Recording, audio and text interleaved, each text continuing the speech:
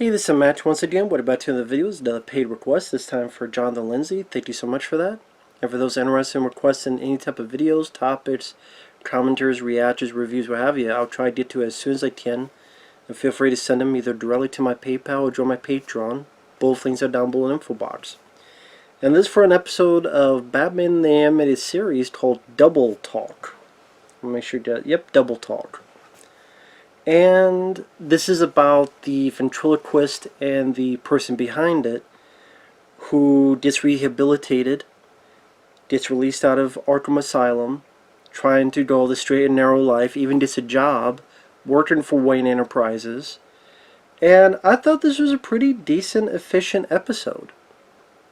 It's actually a successful rehabilitation, which was refreshing. Because usually that's not the case, because we need these villains to keep going on and on, but I guess, at least, I don't know what they did afterward with this character, but at least at this point it seemed like, no, we can let this character end, and this villain, I should say, end and move on. Which was nice. In a way, it kind of had a bit of a Psycho 2, Psycho 4 feeling to it, and I'll get that in a minute. But from the get-go, I thought it was really refreshing. It's had some pretty decent animation. I mean, the show many times had really good animation, but I like the way it opened, where it's in this crazy... Maybe it's not that crazy. It's a very cool-looking dream sequence.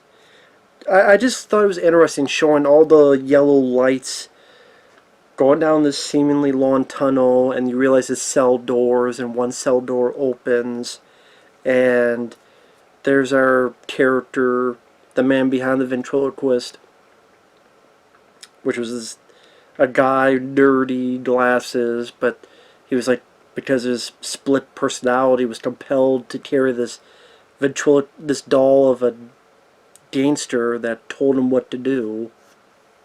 That had like a gun, a Tommy gun attached to it. But he's having dreams and nightmares, and like he's goes from the cell door to the outside, and the sidewalk turns to like a conveyor belt. It's like he can barely escape from this thing coming at him. And then you have this Batman, but he's like a bat-like figure coming out. It is a very creative way to open up the episode. It was very... Not all episodes start that way, but I thought it was a nice way to get the creative juices flowing for the beginning of the episode. So again, he gets released, and I also like to see Batman trying to help on an emotional or psychological state of affairs. It's great to see him in action, of course, which he does have bits here, especially when he beats the shit out of these two guys. Be able to show him how to punch, which I'll get to in a minute. But it was also nice to see that he actually does want these characters to get rehabilitated, to be helped, to overcome their angst or their inner demons, and be a better fit for society. It was one of the reasons why Bruce Wayne gets him a job at his place of business, delivering mail and stuff. And things seem to be going okay, like Psycho 2. That's what I was thinking of. It's like Psycho 2. He's rehabilitated, but then he starts seeing things, just like Anthony Perkins in Psycho 2 starts seeing things, and slowly going back to that other sickness, personality, however you want to put it. And then you also, like Psycho 2, find out someone else is manipulating him to break his spirit, break his sanity, turn him back into that Psycho of old.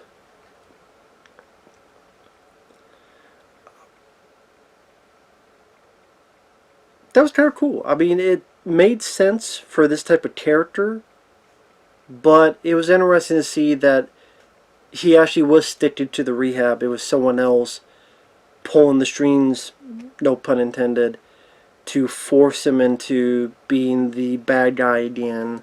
So it makes you feel sorry for the villain character. It makes you feel bad and hope and wish for him to overcome it. So when he does succumb to it, you feel bad about it. And I love the way, like, Batman, when these two guys approach, I forget the damn character's name. Batman beats the shit out of these guys with his fisticuffs, and while I was dealing with that, I still dumbfounding that the network censors, the censors will say Batman was too fantasy. It was so fantasy that it's fine if Batman punches someone, but Spider-Man, that's too reality. So Spider-Man's not allowed to punch anyone. And that's the thing, you go back and, like, Batman's allowed to punch, and he punches the shit out of him, even does these, like, backhand punches to the second guy. He does it like 2 or 3 times. He's like beating the shit out of this guy. But Spider-Man's not allowed to punch in the '90s Spider-Man cartoon. Because again, like, technically, Spider-Man would be more fantasy because he's got superpowers. Batman doesn't have superpowers, but, well, Gotham isn't real. I don't know. They don't make any sense. Sure, it'll allow Spider-Man to punch, for fuck's sake. But thankfully, this had a bit more freedom, which helped in a lot of shows, including this. So these two thugs are planning to turn this guy crazy, so he's other personalities, the brains of the operation, help rob this place. It was also interesting that Robin is not in this. It was actually Batgirl who helps Batman. So yeah, interesting that Robin isn't in it. I don't remember there's any reason for it other than he's just not in it, so that's fine. It made it at least a little bit different that's Batman and Batgirl, and not just Batman and Robin. Like I always say in these videos pertaining to this show, I prefer when it's just Batman only. I always have. But, again, Batman and Batgirl at least made it a bit different, and I feel typical. So, and what I meant by the Psycho 4, in the spoilers, is like the ending of Psycho 4, where you think he's going to do something bad, but he overcomes and stabs the corpse of his mom to symbolize that he's finally overcome and be free of it. Say the opposite of this. You think he's going to shoot Batman, but he overcomes it, shoots the dummy. Again, a sign of him overcoming this. And ends on a nice little sweet note. Like, maybe this guy will make it. So that's really, it was a bit refreshing. It's not, a tragic ending. It's not, well, he's back in Arkham Asylum, or he's back committing crimes, or he's back to being a villain again. So it's nice to see someone actually rehabilitated and work out at the end. Like I say, I understand you can't do that all the time, but it was a refreshing change of pace.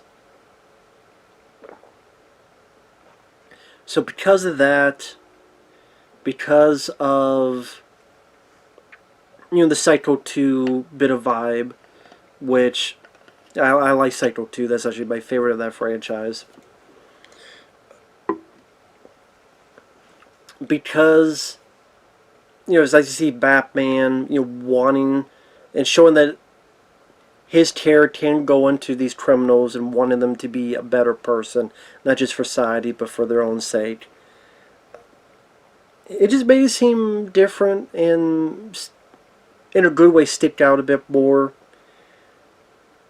I mean, the finale maybe was lacking a bit for me in the action, where Batman and Batgirl try to deal with these thugs and they're steeping with the bad guy, and the bad guy, the ventriloquist, blows up this, what do you call it, kind of a walkway. He's ready to shoot the bad guys. That's where Batman comes in and Batgirl saves the two thugs. I was hoping a little bit more exciting. It does have the most exciting Batman action, aside from Batman beating the shit out of those two thugs earlier in the episode.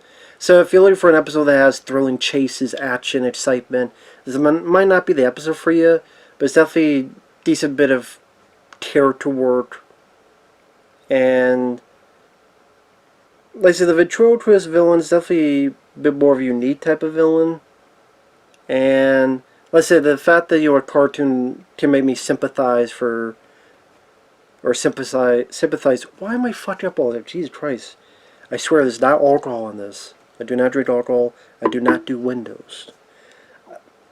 It was just refreshing. I keep saying that. Like I said, the opening, the way with the dream sequence, and the way that was animated, and the way it ended, I say it felt different, felt outside the norm in a good way, and then made it a worthwhile episode to watch.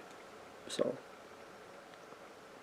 like I said, I guess I just wish could have seen a bit more of an action-packed finale, as in Batman doing a bit more stuff physically. But overall, pretty decent episode. I liked it. So with that said, thanks for watching. Take care. We'll see you guys later. Bye-bye.